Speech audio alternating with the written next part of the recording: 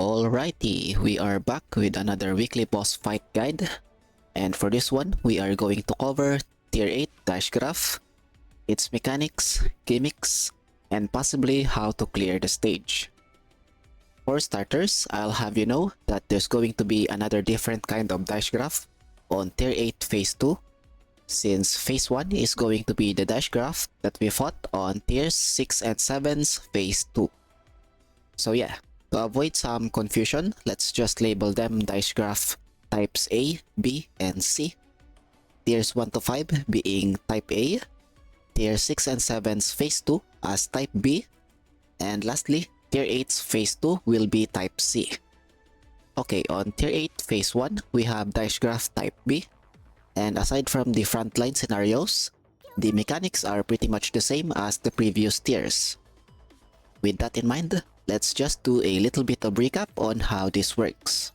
I explained Tier 6 and 7 Type B Deichgraf mechanics on a different video as well, but here are the key points to remember to jog your memory in case you've forgotten some of them.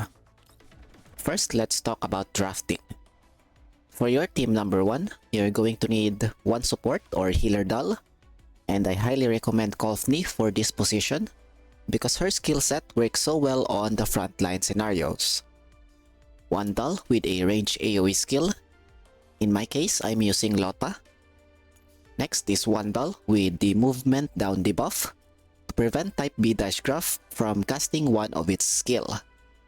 Highly recommended is Vepli due to her passive, but Grosa works as well if you haven't built Vepli.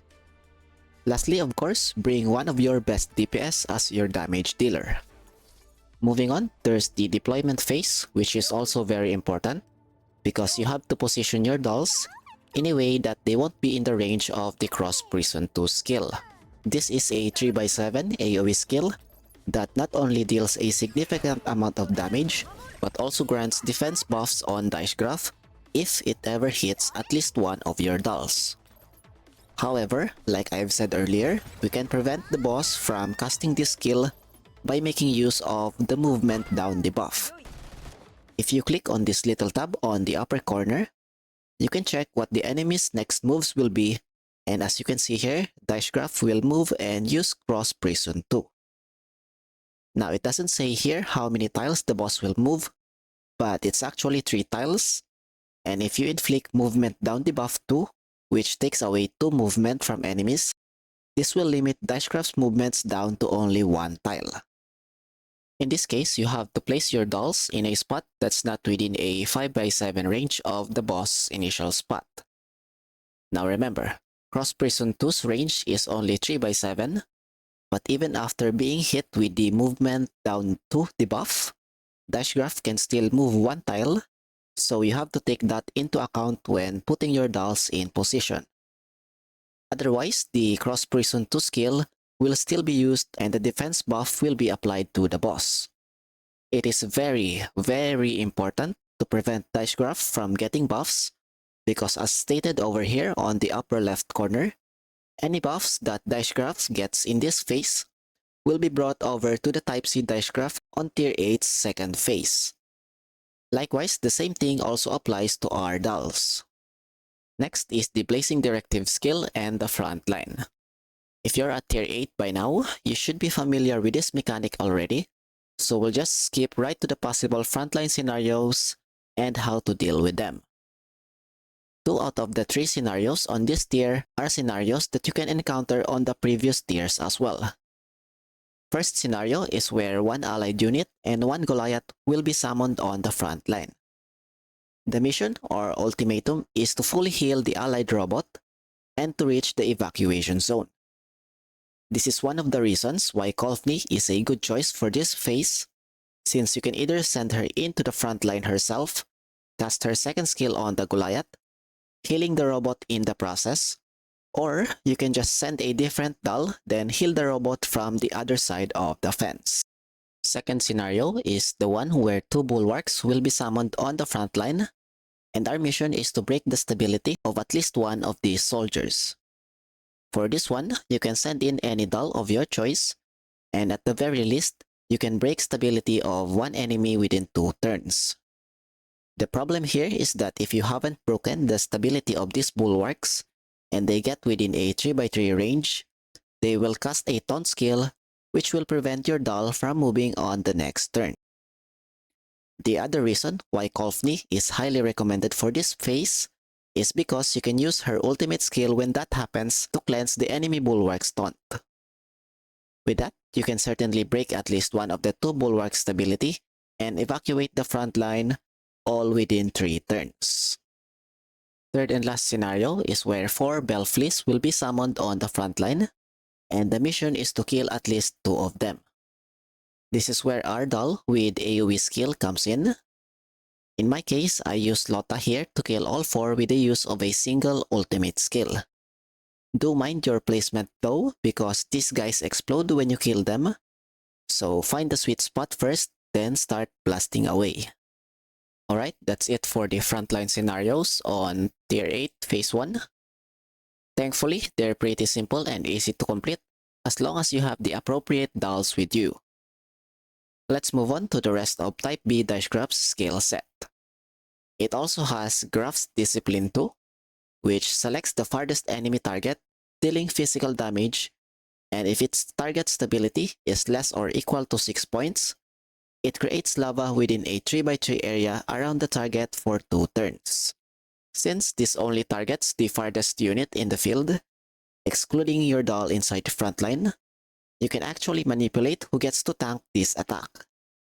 Although it's not that much of a threat on this phase, since it doesn't really deal that much damage, even with the lava thing, do take note still, because this little piece of information will prove very useful on the next phase.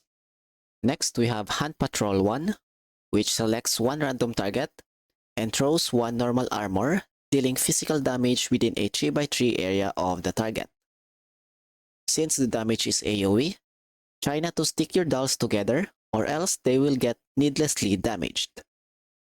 This is actually a little bit tricky to pull off, since there's a very limited amount of space that you can position your dolls in, but keep this in mind during your runs. Following up, there's Deichgraf's Scrap Recycling 1, which retrieves all normal armor on the field, dealing physical damage to all units within a 3x3 area. Furthermore, for each of your dolls that gets hit by the AoE, the boss gains 1 stack of Power Boost buff. Deichgraf collects the armor crates after 2 of them are already on the field, so during these times, you stay the hell away from the crates, because you don't need to body block them in this particular phase. Okay, that pretty much covers everything you need to know for Tier 8 Phase 1. So let's now move on to the most awaited Type C Deichgraf on Phase 2. For starters, let's talk about drafting. For team number 2, this is kind of situational since there are different approaches that you can take depending on what dolls you specifically have or not have. There's also the matter of being undergeared or underleveled. Let's break this down into hypothetical situations, shall we? Situation number 1 is that you don't have Suomi.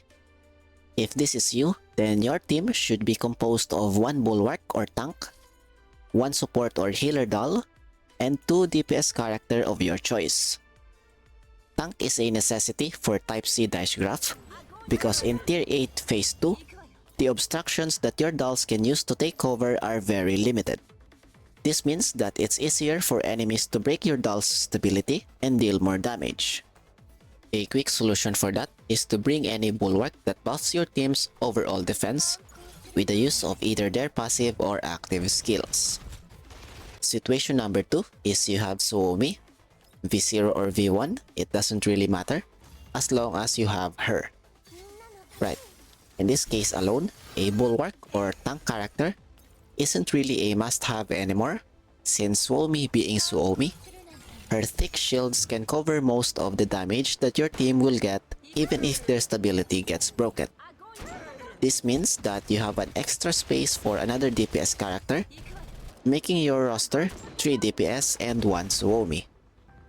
Situation number 3 is when your characters are close enough to being fully built. We're talking level 50 plus dolls and weapons, maxed out neural helixes, 3 or more gold common keys, appropriate weapon attachments with decent enough substats, and are at least calibrated ones for the extra stat boosts. Now at this point of time, this is more or less only possible if you were a day 1 player who knew exactly what they were doing, min-maxing their dolls as much as possible. In fact, I already saw someone post a tier 8 clear using a no gacha account. That's exactly the type of player that we're talking about here. Anyways, in this rare scenario, then you can run a no Suomi team with just a regular SR support doll and 3 DPS since you'll have inflated stats and you can tank most of Deichgraf's single target attacks just fine. In my case, I got all the rewards through the situation number 2 process since I have Suomi, but the footage that will be showcased later is a situation number 1 type of thing where I used 1 tank, 1 SR healer, and 2 DPS. Although on that run, I was short more or less 3,000 points to get the required maximum points to clear all the rewards. This is due to some of my dolls still being undergeared and underleveled. Nonetheless, it's still a pretty clean run and can be used as a reference to help you further understand how the stage works. By the way, don't forget that you can temporarily exit the stage after clearing phase 1 and head over to refitting room to relocate all of your common keys to the dolls that you will be using on phase 2. Now that we have that out of the way, let's talk about the deployment period for phase 2. The flow of how the stage itself will go depends on the deployment of your dolls, because positioning specific dolls on a certain spot will drastically improve or mess up your run. I'll explain this as we go, but for now, we're going to put our tank on the north, healer on the east, and our 2 DPS on the west and south. If you check Deichgraf's movesets for turn 1, you will see that it will use 3 of its skills. Now let's break this down in order. The very first skill to be used is Graf's Discipline tree, which selects the nearest enemy target, dealing physical damage, and applying 1 stack of Discipline Mark to them for 2 turns. Once a doll gets 2 stacks, it will inflict fixed damage equal to 100% of maximum health to self. Yes, you've heard that right. 100% maximum health damage. This is an instant kill mechanic that you must avoid at all costs. In order to deal with this, you must shuffle 2 or 3 of your dolls around and have them do a rotation of who will take the shot on the first turn, second turn, and so on. In addition, if your doll's stability is less than or equal to 6 points, Graf's Discipline tree will also generate lava tiles within a 3x3 area, which persists permanently. This is one of the reasons why having a tank's defense buffs are important for this stage. Next on the list, we have command number 2, which selects a direction of standard armor, dealing AoE physical damage to allies and enemies alike within a 5x7 area of where Deichgraf is facing. This is pretty much the same thing that Type A Deichgraf had, where if it hits the standard armor, then it will gain a strong buff and restore some of its stability points. The only difference is that this one is AoE, so there should only be 1 doll body blocking the crates within the 5x7 range. Last on the list of Deichgraf's turn 1 movesets is Hand Patrol 2. Now, one extra detail that I wanna flesh out before we proceed is that it would really be great if one of your 2 DPS is going to be a sniper. It can be either Mosin or Nemesis, since Type C Deichgraf is weak against electric and corrosion damage. You can use Macchiato if you have her as well. The reason for this is tied to the deployment of our dolls and also the boss skill set. We've covered 2 of them already, but Type C Deichgraf have 6 active skills, and most of these skills are interconnected, and it will spell game over for you if you fail to prepare some countermeasures against every single mechanic. Okay, so why are snipers great for this stage exactly? Again, I'm not saying that it's a must-have, just that it would be favorable for some players especially if you're going to tackle this stage the same way that I'm about to show you. Going back to this skill called Hand Patrol 2, which selects the farthest unit on the field and deploys a secret armor dealing damage within a 3x3 area. At the start of the enemy's turn, once again, secret armor deals damage within a 3x3 area, and for each time your unit gets hit, it applies a debuff for one turn. While that may not seem to be that much of a problem at first glance, the position of the secret armors plays a very important role later on. That is because Type C Deichgraf have this never-seen-before kind of skill called Judgement. As the name suggests, it marks almost the entire field, and by the start of the next turn, it deals a huge amount of fixed damage to all units that are not behind cover in the marked areas. The standard armors that Deichgraf will deploy on 4 fixed locations can be used to take cover from this global AoE skill. 2 standard armors will be deployed on the very first turn, one in the north and one in the south. On the 5th turn, 2 more standard armors will be deployed, one in the east and one in the west. Likewise, secret armors can be used to take cover from the Judgement skill, and seeing that secret armors will be deployed right next to the farthest unit in the field, you can strategically manipulate where you want them to be placed. Here is what I highly recommend for you to do in order to deal with these mechanics. So we deploy our possibly sniper doll on the west side, and on the very first turn, we bring her closer to the tank on the north while being 3 tiles away from the border and 3 or 4 tiles away from Deichgraf. We do this so that if you place your other dolls at least 1 to 3 tiles away from Deichgraf, then the Hunt Patrol 2 target lock will be directed to your presumably sniper doll. Furthermore, the secret armor that will be deployed right next to this doll will now be guaranteed to be at least 2 tiles away from the border. This is yet another major piece of information because both standard and secret armors can provide up to 2 tiles of cover behind them. This is important to know because if you remember the skill description of the secret armors, it also deals damage within a 3x3 area at the start of the enemy's turn, and it also applies a debuff to the doll that gets hit, so you have to be at least 1 tile away from it if you don't want this to happen. That is the main reason why having a sniper to take on this role is good, because depending on the placements of the secret armors, you might have to place this specific doll on a location that's quite far away from Deichgraf. So if you let a rifle or shotgun wielding doll to do this for you, then they might not be able to attack on a particular turn, and that's such a waste since every hit counts as a point for the stage. That pretty much covers what you need to know about Hunt Patrol 2, Judgement, and the secret armors. Well, kind of, because it's also possible to target and attack the secret armors, but there's really no reason to do so, since Type C Deichgraf doesn't even gain any buffs when it collects all the armors on the field. It only deals damage to all units within a 3x3 area around the standard armors. Alright, we have all the information we need to plan and prepare for our moves on the very first turn. I will recreate the best possible placements that I found and explain it to you guys in the process. Again, we're deploying the tank on the north, healer on the east, first DPS, preferably sniper on the west, and our second DPS, presumably a rifle wielder on the south. Very first thing we do is check the enemy's moves on the next turn and deal with them accordingly. So, to deal with command number 2, we're going to line up our DPS in front of the normal armor on the south, just 1 tile away from it, and also 1 tile away from Deichgraf.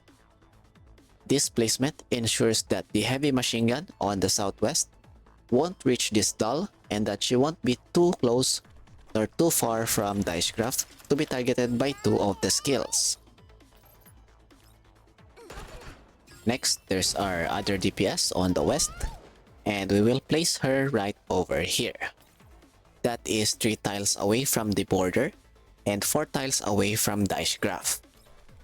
This placement ensures that she is going to be the farthest unit later on, which will bait Hunt Patrol 2 and guarantee that the secret armor to be deployed will be at least 2 tiles away from the border. Let's go ahead and attack the guy with the tactical shield. Then we place our healer either in front or on the right side of this guy and hit him with any damaging skill your healer have. This is 3 tiles away from Deichgraf, so Mosin still holds the aggro for Hunt Patrol 2.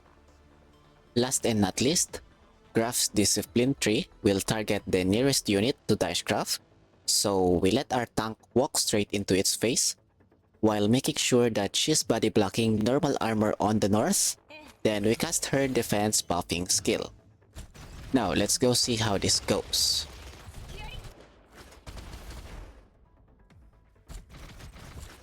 There we go, all according to plan. Everybody survived, so now we proceed to turn 2. Check the enemy moveset as usual, and then plan accordingly. Alright, we have Graf's Discipline tree and Judgement, which we already covered earlier. So let's talk about Cross Prison tree instead. Well, it's pretty much the same thing on Type B Deichgraf, where it launches missiles in a cross-shaped area. The only difference is the range of the skill, because in this phase, Cross Prison tree covers a 5x7 range, and also the buffs that Deichgraf will get if it hits any of your dolls are now both defense and attack buffs. Thankfully, Type C Deichgraf doesn't move from its initial spot, so there's no need to apply the movement down debuff like what we do for Type B Deichgraf. You just have to place your dolls in a way that nobody gets caught in the crossfire. Since there are no marking or indicators before this skill is casted, here's a trick to help you track the exact 5x7 range on all 4 sides. Simply click on any of your dolls and aim on Deichgraf. This way you can see where the center actually is, and from there just count 2 tiles away from the center. That's 1, 2. So starting from here to here is the red zone, and all the spots left are the safe zone. However, just because there's plenty of space to go around doesn't mean that you have to go all over the way to the edge, because that will just lead to your own doom. Don't forget that on the next turn after this one, more missiles will rain down due to the Judgement skill. This means that you have to position your dolls in a way that guarantees their spot behind the armor crates after this turn.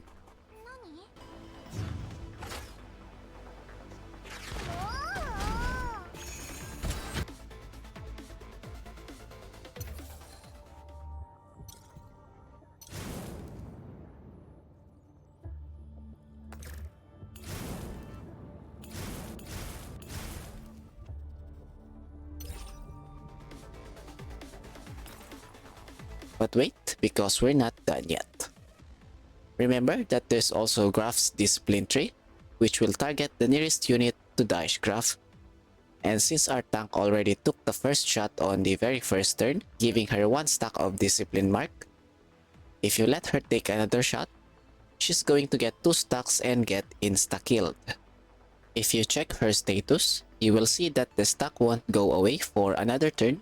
So on top of having to position your dolls in a way that they won't get hit by Cross Prison tree and are not too far away from the armor crates, so they don't get killed by Judgement on the next turn, you also have to take into account who among your dolls is going to tank the next Graf's Discipline tree. I know that this is a lot, but trust me, once you get the hang of it, it is going to be fun and challenging at the same time. Okay, let's proceed with the demonstration for turn 2. First, I'm going to bring Mosin 1 or 2 tiles away from the secret armor on the northwest. Then I'm going to place my healer in a spot where she will be the closest one to Deichgraf, making her tank the next Graf's Discipline tree, and then heal my tank after that. Next, I'm bringing my tank inside the safety zone on the northwest, a little bit further than the healer, and also close enough to the standard armor on the north. Lastly, I'm going to bring my other DPS over to the southeast, somewhere inside the safety zone, but also not too far from the standard armor on the south. Let's see how that goes.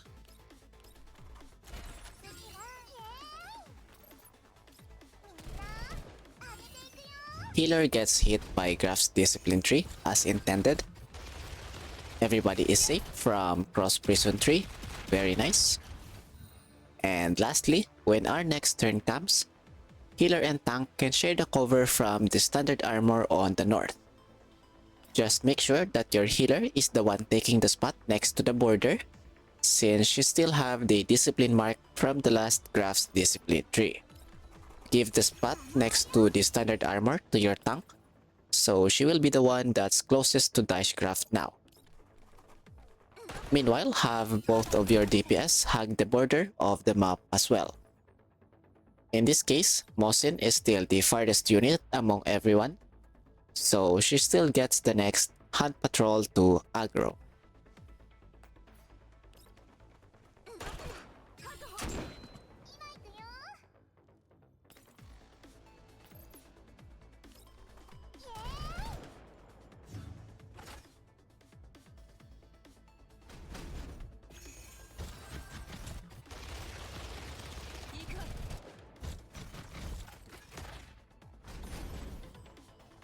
On turn 4, we're finally going to meet the last active skill that Type C Deichgraf have in its skill set. That is Scrap Recovery 2, which retrieves all the armor on the field. But like I've said earlier, this doesn't really give Deichgraf any buffs, and it only deals damage to all units within a 3x3 area. In the first place, you won't have to worry about this, because you're going to stay away from the armor crates anyways, since Cross Prison 3 will be casted again on the next turn. So yeah, for turn 4, we distance our sniper from the secret armors. Have your healer go inside the safety zone on the northwest, as close as possible to Deichgraf, so she gets to tank Graf's discipline tree. Likewise, we also bring our tank inside the safety zone of the northwest area, one tile to the left of our healer. Lastly, place your DPS on the south, inside the safety zone on southeast, 2 tiles away from the southern border. This will ensure that she can relocate to the center of the east side on the next turn. The reason why we did all that is because after Deichgraf collects all the armor crates, it will summon the last 2 standard armors on the east and west, and if you place your dolls perfectly, just as I did, then you can have your same dolls from turn 1 body block the next set of standard armors. From here on out, it's going to be a repeat of all the steps on turns 1 to 4, so there's really nothing more to say here. The footages that I'm using for the demonstration is also not the same from the full clear run that I'll be showcasing, since my loadouts here are just random stuff, and that's why I'm barely doing any damage to Deichgraf over here. With that said, we will now be switching to those clips, so enjoy and good luck on your own run. Cheers!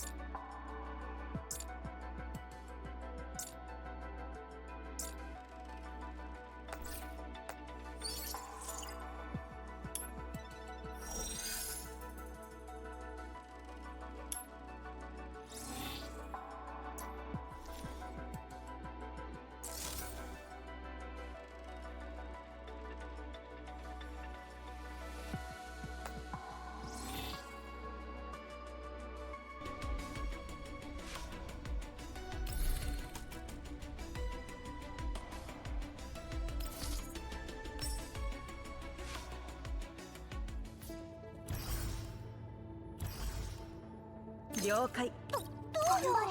それ。用意。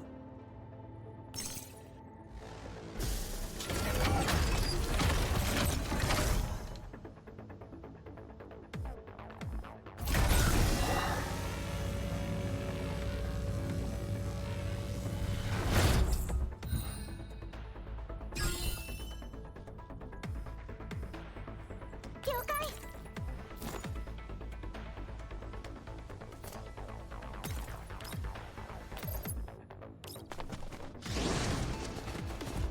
今度は今だ。準備万端。バンバーン。へっへ。ショータイム。従ってくれ。今だ。バーカ。どいて。今だ。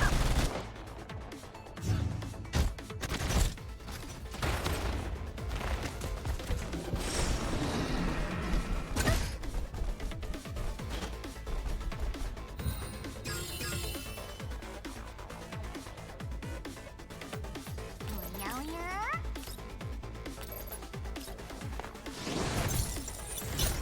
痛くない。痛くない。了解。今度は今だ。準備万端。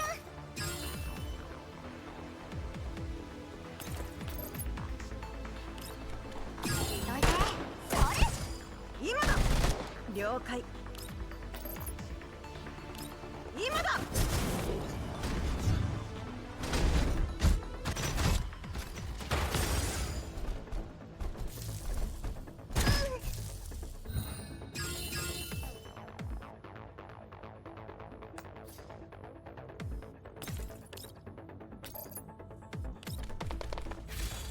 今度は今だ。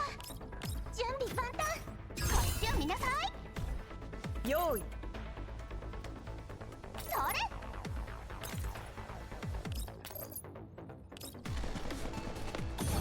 バンバーン。ターゲットロックオン。今だ。用意。今だ。おやおや。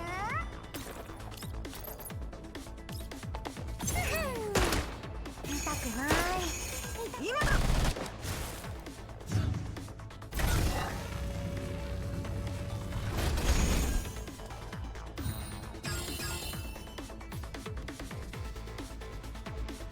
了解。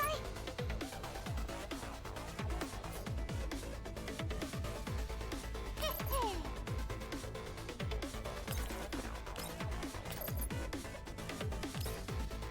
従ってくれ。今だ。どこかな。痛くない。今だ。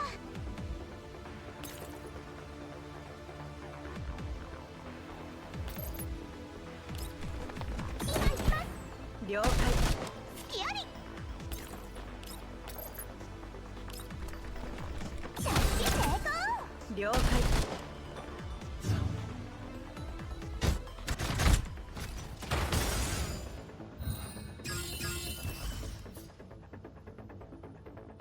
了解。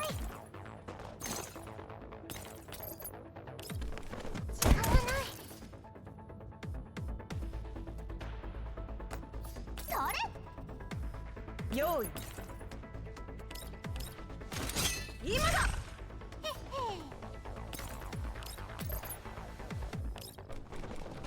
どいて。着地成功。今だ。バンバーン。従ってくれ。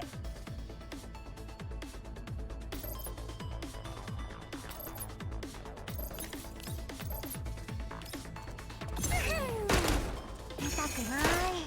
痛くない。用意。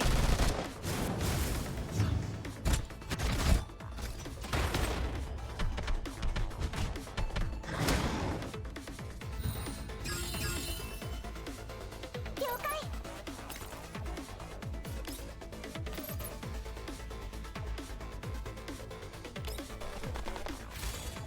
今度は引かない。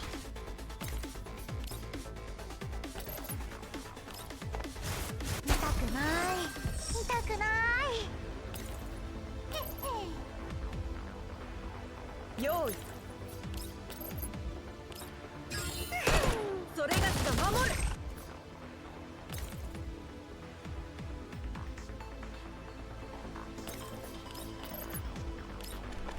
着地成功。今だ。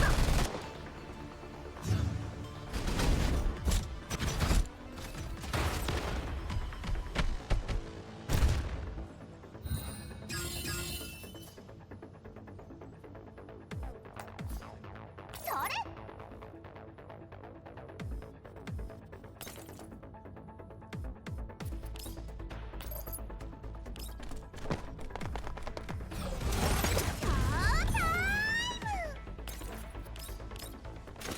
今だ。おやおや、了解。パンパン。今行きます。了解。パンパン。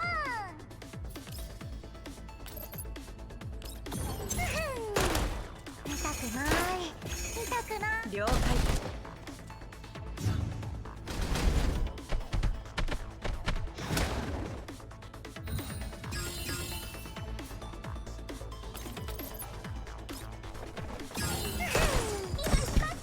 良い。おやおや。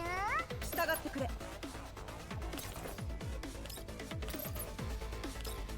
今だ。こっちを見なさい。おやおや。痛くない。痛くない。ターゲットやった。戦場は片付いた。皆の者、よくやったな。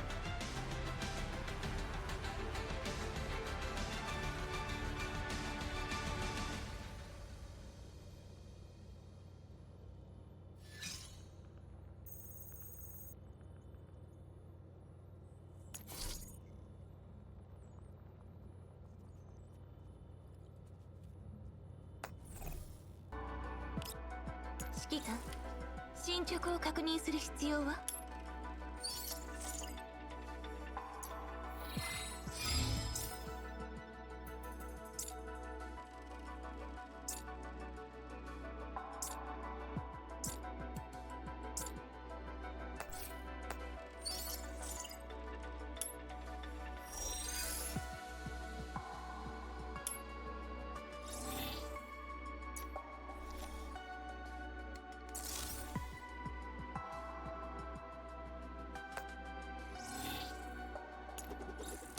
うん？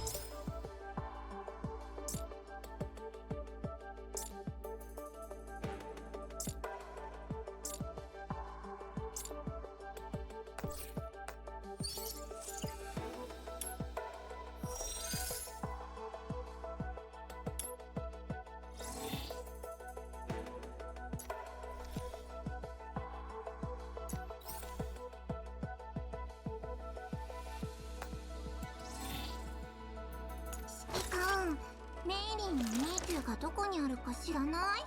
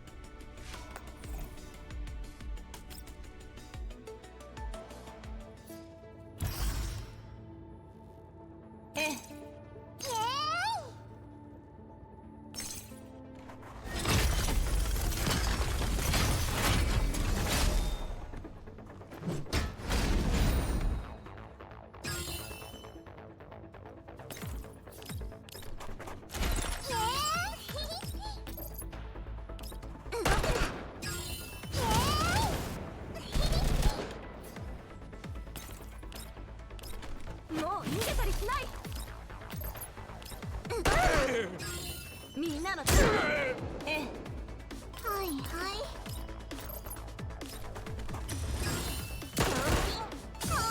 アゴンチャ行くわよ。了解よ。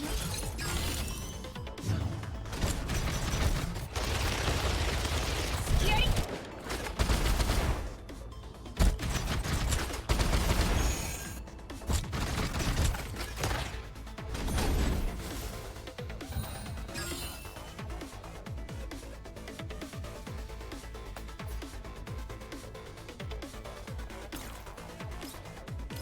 もう逃げたりしない。動くな。みんなのために。ええ。はいはい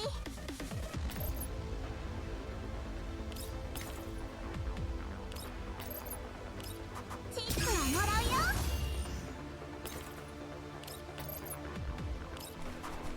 動くな。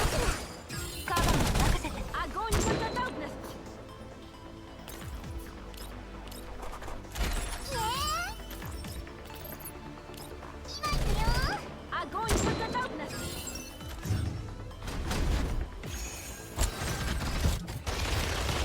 行くわよ。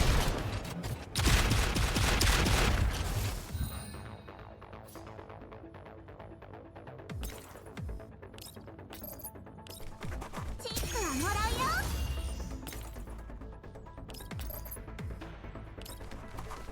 動くな。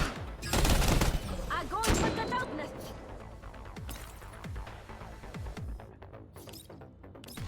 もう逃げたりしない。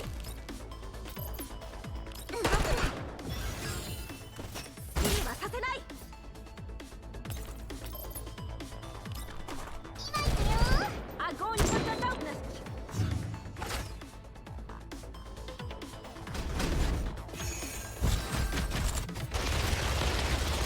付き合い。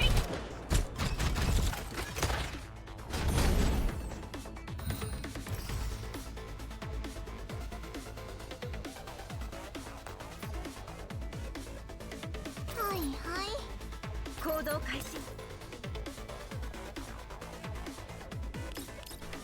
もう逃げたりしない。動くな。みんなのために。行くわよ。はいはいチップはもらうよ。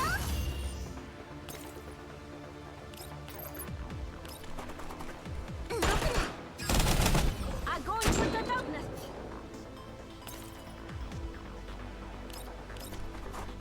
次はイエーイ次は今行くよ。アゴンチャダウンネス。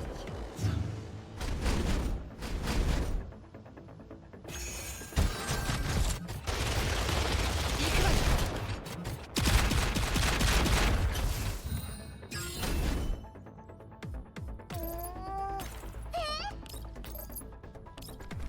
動くな。サンキュー。アゴンチャダウンネス。ターゲット確認。行動開始。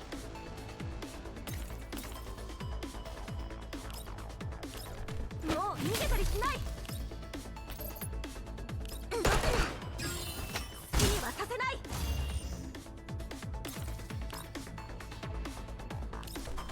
ええ。何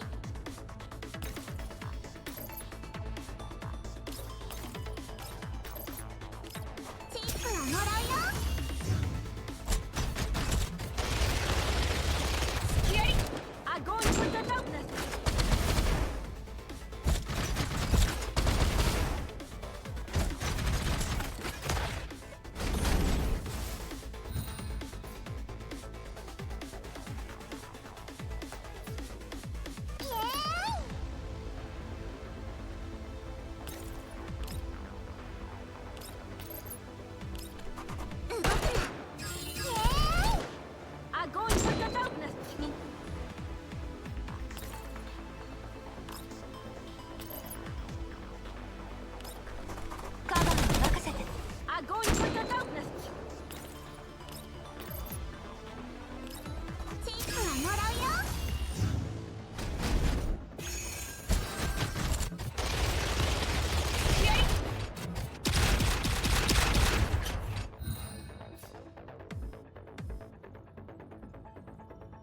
行動開始。イエーイ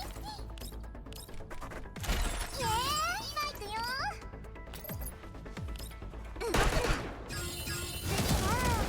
イエーイアゴーイパタダウナス。行動開始。もう逃げたりしない。動くな。みんなのために。何？了解よ。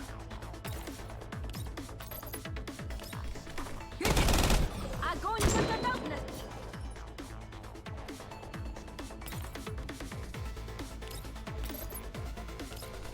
チップはもらうよ。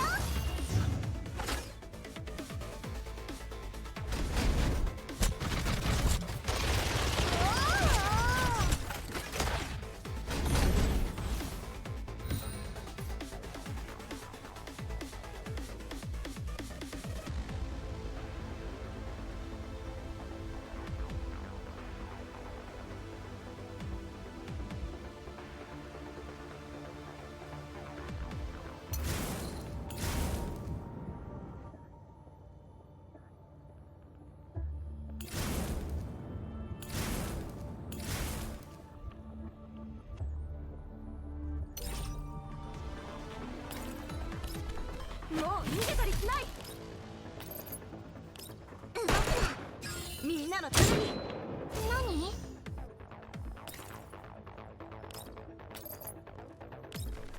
チップはもらうよ。カバーに任せて。アゴーイパタダウナス。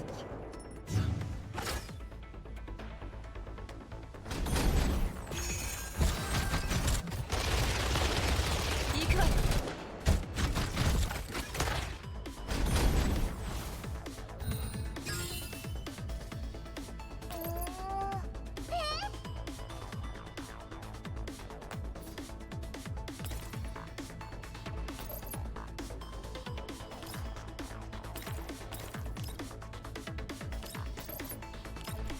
みんなアゴーイパタダウナス。行動開始。もう逃げたりしない。好きにはさせない。はいはい。